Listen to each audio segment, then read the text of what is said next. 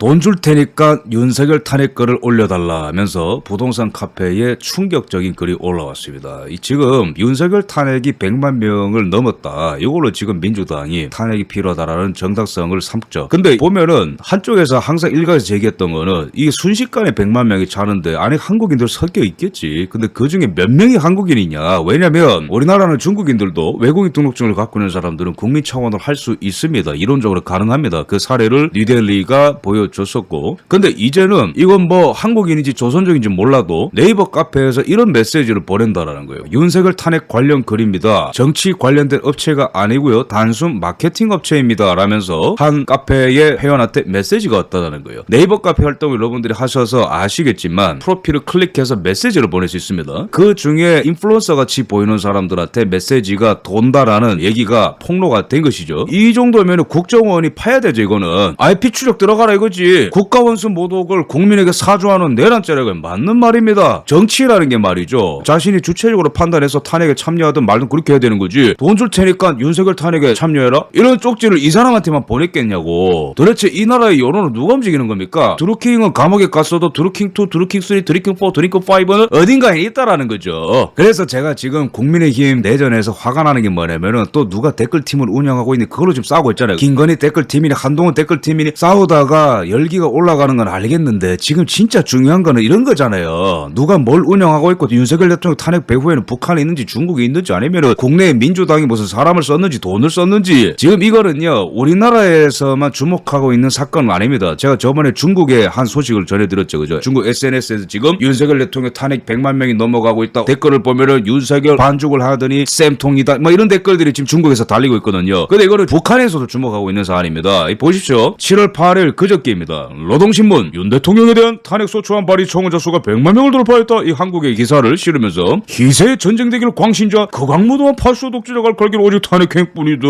북한이 지금 이러고 있는 거예요. 희세의 전쟁 대결 광신자 극악무도한 파쇼 독재자가 갈 길은 오직 탄핵 행뿐이다. 이거 비슷한 워딩을 북한에 언제 썼는 줄 아세요? 박근혜 대통령 탄핵 당할 때 똑같은 워딩을 썼어요. 북한은 박근혜 대통령 탄핵 인용 때도 신속 보도한 적이 있습니다. 인용이 되고 2시간 만에 북한에서 기다렸지롱 이러고 바로 발표한 적이 있거든요. 박근혜의 탄핵을 요구하는 남조선인민들의 대중적 투쟁이 줄기차게 벌어진 가운데 10일 헌법재판소가 박근혜 탄핵을 선고했습니다. 북남 관계를 최악의 파국에 몰아넣는 천하의 대결 광류도 박근혜다. 이 똑같죠? 그걸 탄핵 잘 당했다 이거죠. 지금 윤석열 대통령 탄핵과 관련된 비평도 뭡니까? 전쟁 대결 광신자 이런 표현을 쓰잖아요. 너 탄핵 당해라 이러는 거지. 뭐 북풍, 종북몰이 이런 프레임에 지금 깨갱하면 절대 안 되고 이 배후에는 정확히 중국이 있는지 북한이 있는지 아니면 민주당이 뭘 고용했는지 아니면 제3의 세력이 있는지 국정원이 제대로 캐봐야 되는 일이란 말이에요. 이거는. 그럼 북한은 왜 이렇게 이제 미쳐 날뛰냐면은 보십시오. 윤석열 대통령이 최근에 나토 정상회의를 위해서 출국을 했고 10일에 이 체코, 스웨덴, 핀란드, 노르웨이 등과 양자회담을 할 것이고 나토 사무총장과 면담을 할 것이고 바이든 대통령 부부와 만찬을 할 것이고 일본, 호주, 뉴질랜드와 별도 회동을 한다. 이 뭐냐면 지금 미국이 자유국가들과 연대해가지고 대륙 전체주의 국가인 중국과 러시아를 대륙 봉쇄하고 있잖아요. 그죠? 제가 이런 거를 최근에 국제안보 시사 해설할 때 여러 번 말씀드렸고 근데 윤석열 대통령이 이제 곧 만날 국가들의 명단을 보십시오. 체코, 스웨덴, 핀란드, 노르웨이 체코 빼고는 북유럽 국가들이거든요. 북유럽 국가들과 왜 굳이 만나냐면은 똑같은 위협에 처했다라는 거야. 대륙 봉쇄를 뚫고 나가려는 러시아가 2개의 구멍을 필요로 하는데 하나가 북유럽 쪽의 북극 항로고 북극 항로를 뚫어서 북한 쪽으로 와야 러시아의 북극 항로가 완성되는 겁니다. 그래서 러시아가 코너에 몰릴수록 이 북극 항로에 더 매진하게 되는데 그래서 북유럽과 이 극동아시아를 향한 러시아의 야욕이 증대가 된다라는 거죠. 근데 그거는 북유럽과 우리나라가 느끼는 위협뿐만 아니고 미국이 느끼는 위협과 똑같기 때문에 동맹이 강화가 된다라는 거는 똑같은 위협에 처해진다라는 겁니다. 그래서 미국이 그리는 네트워크망에 대한민국이 더욱더 깊숙이 들어온다라는 사인으로 볼 수 있는 건데 그럴수록 북한의 광기와 두려움은 훨씬 더 커지는 것이죠. 그래서 러시아와 북한을 둘 다 묶어서 함께 제재를 하자. 이렇게 돼버리면 러시아, 북한 또한 동시에 이제 위험해지는 것이기 때문에 윤석열 대통령의 행보를 이렇게 집단적으로 비판을 하는 거죠. 이런 흐름을 아셔야 된다는 거고 그 다음에 이 북유럽 국가들과 연대를 강화를 하는 것과 더불어서 이제 일본, 호주, 뉴질랜드 국가들과도 별도 회동을 한다는 것은 중국 대항하는 움직임으로 봐야 된다는 거죠. 그래서 중국 공산당이 지금 뭐 필리핀과도 뭐 전쟁을 하냐 서로 막 물대포 쏘고 난리잖아요. 그죠? 그 다음에 대만이 언제 침공할지 모른다. 이런 미국의 군사 전문가들의 발표가 막 나오고 있는 상황 속에서 일본이 이러한 중국의 움직임에 잘 대응을 하고 반응을 하고 있다는 거죠. 미국의 군사기지 같은 같은 것들 일본의 섬에 잘 배치할 수 있도록 미국과 연대를 하고, 일본은 또한 중국에서 지금 금융 자본이 이탈하고 있는 그것이 일본으로 들어가고 있고, 미국이 중국을 때릴수록 일본은 재미를 많이 보는 겁니다. 금융적으로, 산업적으로. 그리고 대만이 위험해질수록 TSMC나 이런 공장들이 일본에 오니까 바깥 상황이 위험해질수록 일본이 반사 이익을 거두는 그런 것들이 있다는 말입니다. 그러면서 동시에 일본과 안보적으로 협력을 해줘야 하는 것이 또 미국의 바람이기 때문에 윤석열 대통령은 일본의 이러한 속마음을 알면서도 일본과 안보적으로는 하나가 되는 방향으로 갈 수밖에 없는 거고, 만약에 중국 공산당이 대형 사고로 쳤을 때도 안보적으로 우리나라와 일본은 이렇게 연대해서 나쁠 것이 하나도 없습니다. 왜냐면은 중국 공산당이 만약에 대만을 침공한다, 그래 돼버리면은 즉시 대한민국, 일본 다 중국 공산당의 미사일 공격을 받을 수 있는 위치에 있는 나라들이거든요. 그래서 대만을 보호하기 위해서 평택에서 미군이 출격하게 돼 있고, 일본의 오키나와에서 미군이 출격하게 돼 있는데, 중국 공산당은 선제 공격으로서 대한민국 영토와 일본을 공격하게 돼 있습니다. 그게 바로 중국의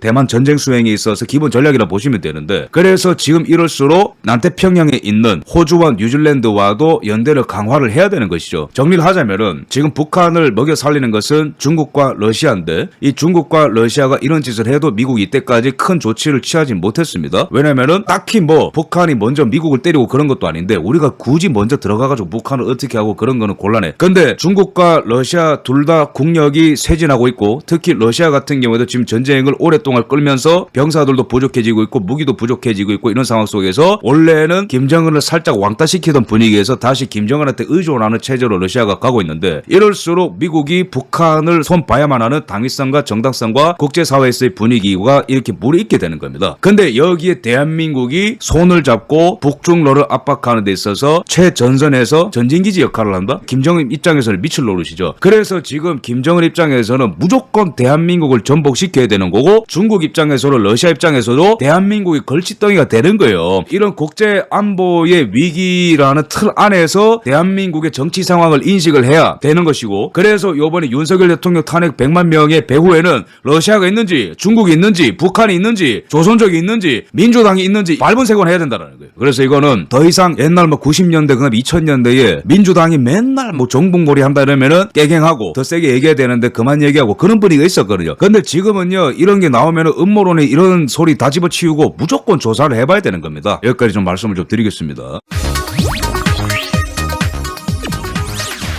지금 저희가 영상으로 보시다시피 지금 중국과 한국과 중국이 경기를 했는데, 축구 경기였죠. 응원을요, 중국을 92%가 했습니다. 이게 중국의 포털 사이트가 아니고 바로 한국의 포털 사이트인데, 한국의 응원 비율 단 8%밖에 안 됩니다. 중국 응원 클릭이 2천만 건 이상인데 거의 99%가 한국 댓글 응원이었습니다. 완전히 조작 세력들이 개입한 빼박 증거인 셈입니다. 중국 IP를 우회해서 사용하는 북한의 개입까지 의심되고 있는 상황입니다.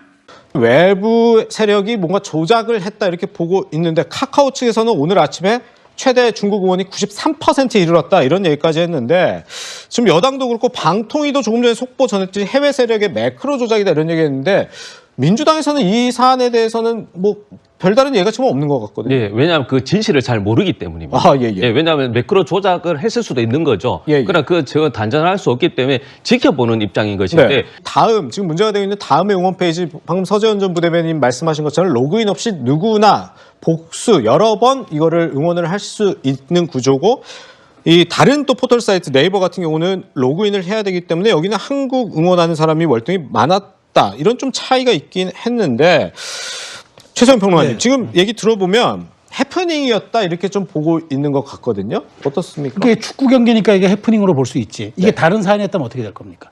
만일 우리가 어떤 의제를 가지고 국가적으로 중요한 사안을 가지고 국민 여론이 찬반이 붙었다거나 네. 뭔가 결정을 내야 될 사안에 저렇게 말하자면 매크로를 돌리거나 아니면은 소수의 아이디 가지고 저렇게 참여해가지고 여론을 조작한다. 그리고 지금 보면은 저게 과연 다른 나라에서 접속을 한 건지 이게 확인이 안 돼요. 왜냐하면 국가 접속 기록도 안 나와요. 그렇기 때문에 저는 이게 그냥 축구 경기니까 이게 해프닝으로 볼 수도 있다고 얘기하지만, 이 사안 자체를 조금 더 확대시켜 나가면은 공론장을 왜곡할 수 있는 거예요. 왜 우리가 3년 전에 김경수 전 경남지사에 대해서 엄중하게 벌을 내렸습니까? 말하자면 소수의 600개 아이디를 가지고 정말 어마어마한 댓글을 만들어서 마치 여론이 그렇게 흘러가는 것처럼 조작했다기 때문에 공론장에 그 여론을 왜곡했다 그래서 중벌을 법원이 내린 거 아닙니까? 예. 마찬가지예요. 2020년 총선 때 차이나 게이트 사건 많이 기억하실 겁니다. 네. 그때도 중국이 정말 많은 것을 개입했다는 그런 그 의혹이 있었고 더더군다나 북한 같은 경우에는 사이버 여론전의 최강자국이에요. 그렇기 때문에 이 모든 것들을 단순하게 그냥 해프닝 취급하거나 로그인 없이 하기 때문에 뭐 그럴 수 있다라고 치부하기에는 앞으로 올 사안이 너무 좀 위중할 수도 있어서 이런 부분에 대해서 저는 더불어민주당이 과반 정당 아닙니까? 네. 저는 그래서 인터넷 포털법이라든가 이런 거 개정해야 돼요. 그리고 이걸 해프닝으로 볼 수 없는 게 객관적으로도 수치가 나와요.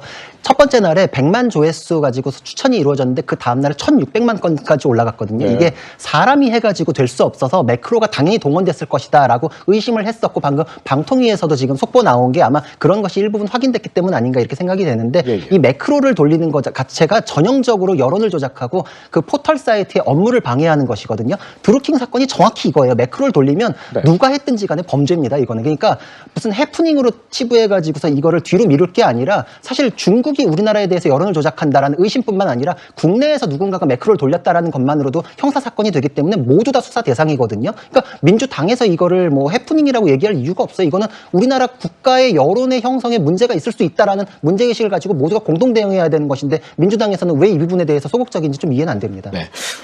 북한이 중국 내 반한 여론을 퍼뜨리기 위해서 대중국 사이버 심리전을 벌이고 있는 정황을 우리 정부 당국이 포착한 것으로 알려졌습니다. 네, 한국 해경이 중국 어민을 사살했다고 하는 등 반한 감정 유발을 위해서 악플을 대량 유포했습니다. 백대우 기자입니다.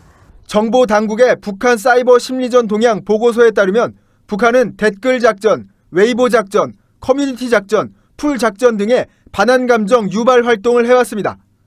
한국 해경은 살상력 있는 고무탄을 발사해 불쌍한 중국 어민을 사살했다. 쥐구멍에 숨어있는 남조선 역적 패당 분자들을 무조건 멸망시켜야 한다 등의 악플을 달았습니다.